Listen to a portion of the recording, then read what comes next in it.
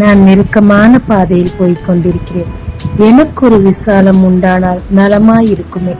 இன்று யோசிக்கும் ஆத்மாவே, இன்று கர்த்தர் உங்களுக்கு சொல்லுவது 2 சாமுவேல் 22:20.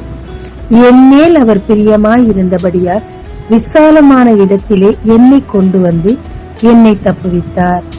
தாவீதுக்கு எல்லா விதத்திலும் நெருக்கம் இருந்தது. என் தகப்பனும் என் தாயும் என்னை கைவிட்டாலும் என்று சொல்லுகிறார். தகப்பனால் தாயால் கைவிடப்பட்டார். சகோதரர்களால் அற்பமாய் எண்ணப்பட்டார். தன்னுடைய மானசீக குருவாய் நினைத்த சவுல் இவரை கொல்ல வகை தேடினார்கள். அவ்வளவு ஏன், அவர் சொந்த குமாரன் அப்சலோமும் அவருக்கு பயந்து, உயிருக்கு பயந்து காட்டு வழியாய் ஓட ஓட விரட்டி கொண்டே இருந்தார். இத்தனை மத்தியிலும் தாவீதோட நெருக்கம் மிக அதிகமாயிருந்தது. எந்த அளவு, என் இருதயம் உருகி குடல் வழியாய் போகிறது, நாய்கள் என்னை சுற்றி கொண்டது என்று புலம்புகிறார். இந்த சூழ்நிலையில் ஆண்டவரிடம் முறையிட்டாரே தவிர முறுமுறுக்கவில்லை. அதற்கு மாறாக ஒரு நாளில் 7 தரம் தேவனை தியானித்தாராம்.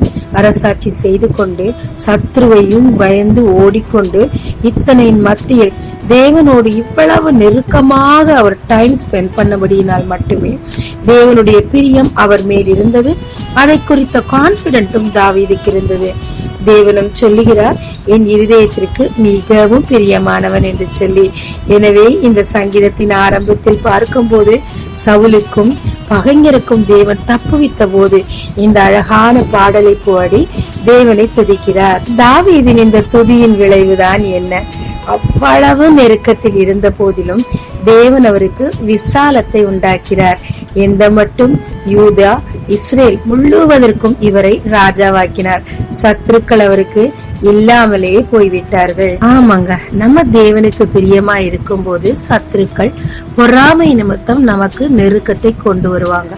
நம்பினவங்க எல்லாம் கால வாருவாங்க.